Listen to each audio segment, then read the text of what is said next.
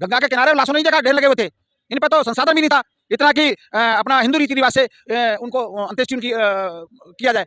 ठीक है, उनको रेते में जो उससे जेसीबी से लाशों को दबाया गया, और जब हवा चली तो उनका कफन तक ले गए उठा करके।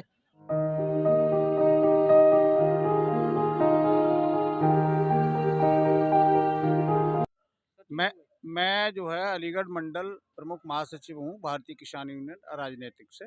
मेरठ में रैली भी था, अपार भीड़ था, पश्चिमी यूपी को साधने की कोशिश कर रहे हैं मोदी जी। क्या लगता है वोट देंगे पश्चिमी यूपी वाले? देखिए, मैं बता रहा हूँ, कोई भी वोट नहीं देगा। भीड़ इनकी कैसी है, भाड़े की भीड़ है सारी, भाड़े पर भी नहीं मिल रही है ढूंढने से। जो आशा आशा महिला हैं जो गांव में हैं, उनको जिम्मेदारी दी जाती है, आप 10 महिलाओं को लेके आइए, नहीं तो आपकी नौकरी खतरे में है। मैं तो खुद देख रहा हूँ, मैं एक गांव से बिलोंग करता हूँ, डिस्ट्रिक्ट कासन से बिलोंग करता हूँ, है। तो मैंने तो वहाँ देखा है लोगों को कि भाई बड़ा दबाव आ रहा है, लोग चाह रहे हैं दूसरे दलों में वोट देने के लिए, लेकिन उनकी एक मजबूरी ये है, कोई नौकरी करनी है, तो वो पैसे दे करके भीड़ और दारू का लालच। कई वीडियो में अभी दिखाऊं आपको, जो खुला दारू चल रहा है। तो ये चीज सब पैसे धन बल से भीड़ इकट्ठी करके, ये वोट नहीं मिलेंगे इन्हें। एक तरफ योगी जी कह रहे हैं कि काशी और अयोध्या तो हो गया है, अब मथुरा भी पीछे नहीं है, अब उसका काम चलेगा। इसको कैसे देखते हैं? देखिए, मैं क्या कह रहा हूँ, इनके ना इनका इनका ये हिंदू धर्म का, और ये ठेकेदार बने हुए हैं। कभी राम के नाम पे, कभी कृष्ण के नाम पे, कभी किसी के नाम पे इन्होंने हिंदू और मुस्लिम को भिड़ाना है। ठीक है, अयोध्या का तो कांटा निकल गया, अब इनको मुद्दा चाहिए कहीं न कहीं। ये इसके अलावा विकास की बात नहीं करेंगे, रोजगार की बात नहीं करेंगे, स्वास्थ्य की बात नहीं करेंगे, चिकित्सा की बात नहीं करेंगे। रोजगार बेरोजगार कितना सड़कों पर लोग घूम रहा है, महिला सुरक्षा की बात नहीं करेंगे। आप बताइए, कहीं भी भर्ती होती है, जितने 5 साल में योगी राज में भर्तियां हुई हैं, सारी तो पेपर लीक हुआ है इनका, एक भी सफल भर्ती नहीं हुई। लोगों को उम्र जो है निकली जा रही है, बच्चों की जो उम्र निकली जा रही है। कभी उम्र में कंसेशन दिया इन्होंने कि भाई इनकी एक पेपर लीक हो गया, हम 1 साल का इनका एज टाइम बढ़ा देते हैं हम। ये हमारे प्रशासन की कमी है, हमारे शासन की कमी है, जिसकी वजह विकास से की लीक बात हुआ है। कौन कर रहा है उत्तर प्रदेश में इस बार? अरे विकास की बात हर पार्टी कर रही है, कौन नहीं कर रहा है? सभी दावे कर रहे हैं। ये तो सिर्फ राम और नाम और हिंदू मुस्लिम के अलावा कौन सी बात कर रहा है? कभी इन्होंने बात किया है कि लोगों को हमने ये रोजगार दिया है? झूठे वादे हुए हैं सारे इनके।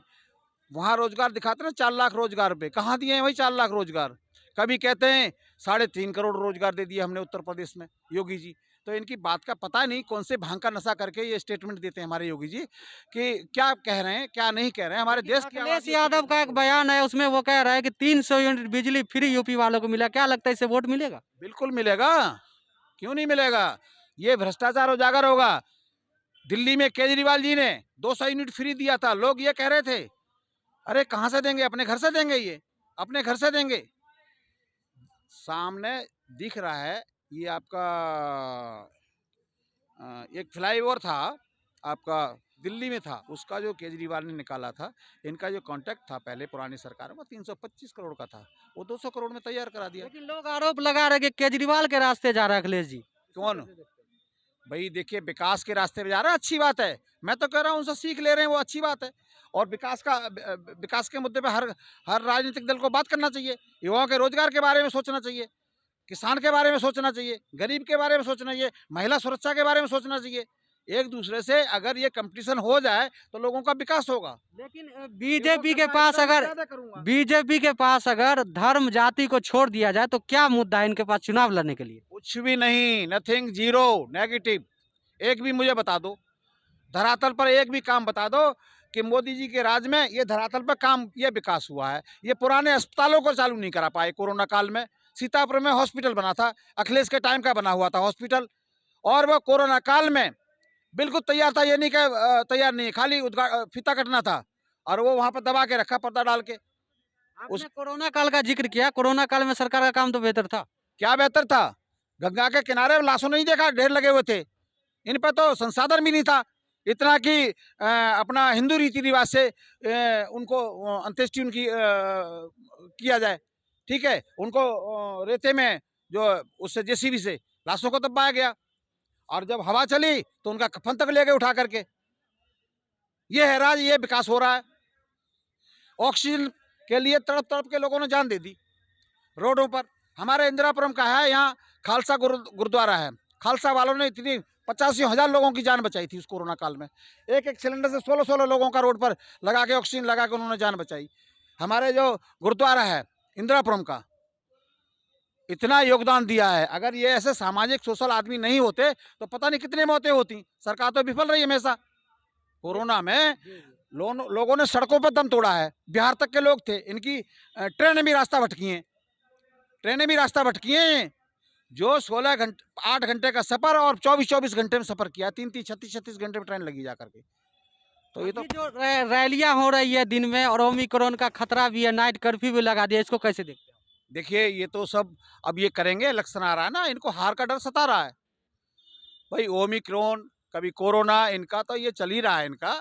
ठीक है बीमारी है, हम ये मानते, ये नहीं कहते हम बीमारी नहीं है, लेकिन कुछ इलेक्शन होते हैं ना उसी समय। पिछले साल बिहार में देखा आपने कितनी भीड़ हो रही थी। इलेक्शन तो हुआ ही, वेस्ट बंगाल में नहीं इलेक्शन हुआ, लेकिन दूसरों के लिए तो गाइडलाइन है। इनकी जब भीड़ें होती हैं तो दबा के भीड़ें करते हैं, ये भाड़े की भीड़ इकट्ठी करते हैं, वहाँ कोरोना नहीं होगा। ये क्या फॉलो करते हैं? लेकिन जिस तरह से उत्तर प्रदेश में विपक्षी पार्टियों के घर जो है, कारोबारियों के घर रेड पड़ रहा है, कैसे देखते हैं? देखिए, जब सियार के दिन आते हैं ना, गीदड़ के दिन, जब गीदड़ की मौत आती है तो गांव की तरफ भगता है। इन्होंने अभी जो है जो इत्र इत्र व्यापारी थे, कोई जैन साहब थे, ठीक है, वो छापा कहाँ लगाने गए थे, लेकिन वो सेम नेम जो है मिलते जुलते थे। जो समाजवादी इत्र का जिन्होंने जो है वो किया था, बनाया था, ठीक है, तो गए तो ये वहाँ थे लगाने, और लेकिन उनके यहाँ कुछ नहीं, लेकिन पहुँच गए कहाँ कि वो मोदी जी के मित्र निकले। वो जहाँ नोटों में, जो दीवारों में नोट ही नोट छापे गए और थे, 25 किलो से ज़्यादा और सोना निकल रहा है बराबर, कितने किलो चांदी निकली है, और कितने सैकड़ों करोड़ रुपए काला धन, जो 2000 का नोट था। 2000 का नोट कहाँ से आ गया भाई? लेकिन नोटबंदी कह रहे हैं सरकार की एक अच्छा कदम था, लेकिन नोटबंदी के बाद इतना नोट मिलना क्या दर्शाता है? देखिए, ये सारा ब्लैक मनी है इनका। ये सारा ब्लैक मनी पुराना निकाल के नए नोटों को फिर दबा दिया गया, दीवारों में चुन दिया गया। जो उस समय बदल के नोट, आप मुझे बताइए, नोटबंदी से 1000 का नोट बंद करके अगर ये 500 का रखते तो और अच्छा था। 100 रुपए का रखते तो आप कितना कैश इकट्ठा करोगे। ये तो मौका दिया है ब्लैक मनी वालों को रखने के लिए कि 1000 की जगह 2000 का नोट निकाल दिया उन्होंने। 2000 का नोट निकाला तो वो दीवारों में लगे, निकल रहे हैं इनके, और इन्हीं के लिंक हैं सीधे। कहाँ से? गुजरात से लिंक आ रहा है उस आदमी का निकल के। बीजेपी का आदमी है वो, आप जिस पर छापा किसान पड़ा है। नेता है और अब जो है कहा जा रहा है ये कि ये अब जो है किसानों पर भी रेड पड़ने वाला है, इसको कैसे देखें? किसान बिल्कुल तैयार बैठा है, बहुत तैयार बैठा है। किसानों पर रेड पड़ेगी। अभी देखिए अगले महीने ये होने वाला है, किसान भूलेगा नहीं। ये 13 महीने का आंदोलन जो यहाँ किया है, अमेरिका से दूध का सौदा करने जा रहे हैं हमारे मोदी जी। किसानों की भैंस और ढोर जिस पे जो दूध पर टिका हुआ है, उनका रोजी रोटी चल रहा है किसानों का, उन पे है क्या व्यापार? भाई दूध बेचता है आदमी या खेती करता है? तो खेती तो वहाँ जा रही थी तिजोरी में, वो तो हमने बचा लिया, हम दूध को भी बचाएंगे। ये दूध भी बाहर से आकर के 20 और 22 रुपए किलो में ये बेचना चाहते हैं। किसानों को फिर वहाँ धकेलना चाहते हैं गड्ढे में। तो आप लेकिन आंदोलन किसान करेंगे इसके लिए? बिल्कुल होगा, विरोध करेगा किसान, इसका विरोध करेगा। और अगले महीने या फरवरी में सुनने में आ रहा है कि मोदी जी अमेरिका से दूध का सौदा करने जा रहे हैं, वहां से इंपोर्ट करेंगे। किसान कहाँ जाएगा?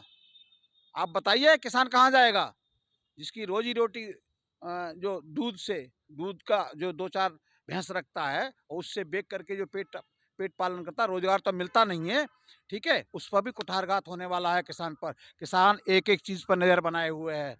केंद्र जो भी रणनीति बनाए, हमारी नज़र बिल्कुल केंद्र पर लगी हुई है। क्या करेंगे क्या नहीं करेंगे उसका हम विरोध करेंगे।